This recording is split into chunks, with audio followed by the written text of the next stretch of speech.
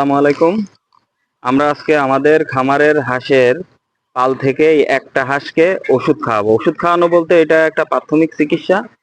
এই চিকিৎসা আমরা আসলে সব হাঁসকে দেই না। সব হাঁসকে দেই না এজন্যই যে আমরা গতকালকেই খেয়াল করলাম যে এই হাঁসের ঘরের কাছে দাঁড়িয়ে যে এই হাঁসটা একটু ঠান্ডা লেগেছে। ঠান্ডা লেগেছে আসলে কিভাবে বুঝলাম? এদিকে এই যে দেখেন, এই হাঁসের চোখগুলো একটু ফুলে আছে আর এই নাকে একটু সর্দি দেখা যাচ্ছে। এই জন্যই আর কি। আর এই হাঁসটা খাওয়া দাওয়া মোটামুটি একটু কম করছে, অন্যান্য হাঁসের থেকে চলাচল কম এই হাঁসটার। এই জন্যই আর কি আমরা অবশ্য সব হাঁসকেই ঠান্ডার ওষুধের ডোজ এর আগে করেছি। তারপরেও হয়তো বৃষ্টি হচ্ছে, রোদ পড়ছে, এই জন্য এই ধরনের সমস্যা মাঝে মধ্যে এক একটা হাঁসের হয়। এগুলো যদি আপনি আইডেন্টিফাই না করতে পারেন তাহলে কিন্তু আপনার এই হাঁসগুলো একটা একটা করে মারা যাবে। হয়তো পাল ধরে মারা যাবে না, একটা একটা করে মারা যাবে। তো এখন বিষয় হচ্ছে আমরা এই হাঁসগুলোকে এইভাবে বের করে একে একটা আলাদাভাবে ট্রিটমেন্ট করি। মাঝে মধ্যে এই ধরনের ট্রিটমেন্ট করি। আমরা যদি এই ট্রিটমেন্ট গুলো না করি তাহলে এই হাঁসগুলো মারা যায়। মূলত এই হাঁসগুলো এই যে পেটের ভিতরে কোনো খাবার নাই। আমরা এই হাঁসগুলো সবসময় একটা জিনিস খেয়াল রাখবেন যে তাকে খাবার খাওয়াতে হবে। আর যদি খাবার না খায় তাহলে ওষুধে 50% কাজ হবে। এই জন্যই যে কোনো প্রাণী বা মানুষকে অসুস্থ হলে তাকে ওষুধ খাওয়ানোর আগে তাকে আগে একটু খাওয়াতে হয়। যেহেতু এই হাঁসটা খাওয়া দাওয়া অনেক কম খাচ্ছে না বললেই চলে আর কি, চুপচাপ থাকছে, এই জন্য আর কি আমরা একটু ধরে খাইয়ে দেব। খাইয়ে দেওয়ার পরে আমরা এই হাঁসটাকে মূলত ওষুধ দেব।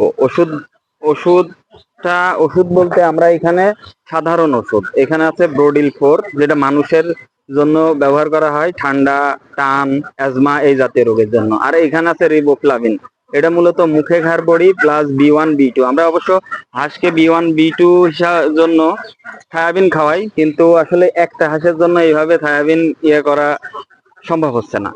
এই জন্যই আর কি আমরা এই হাঁসটাকে একটু খাবার খাওয়ানোর পরে তারপরে আমরা এই একটা একটা করে ওষুধ এভাবে ধরে এই হাঁসটাকে খাইয়ে দেব। খাইয়ে দেওয়ার পরে দেখা যাচ্ছে যে এই হাঁসটা খাইয়ে মোটামুটি 2 দিন পর্যন্ত এই হাঁসটাকে কিন্তু আমরা আমাদের খামার থেকে একটু আলাদা করে রাখবো। আলাদা করে না রাখলে দেখা যাচ্ছে যে যেহেতু ঠান্ডা একটা ভাইরাস জাতীয় রোগ, এই রোগে সব হাঁসের হইতে পারে। হ্যাঁ, এই হাঁসটাকে আমরা মোটামুটি 2 থেকে 3 দিন একটু আহ টেক কেয়ার করবো। টেক কেয়ার করলে হবে কি, এরকম হাঁসের চিকিৎসা আমরা অনেক আগেও করছি, বেশ কয়েকটা, আল্লাহ রহমতে আলহামদুলিল্লাহ সুস্থও হয়ে গেছে।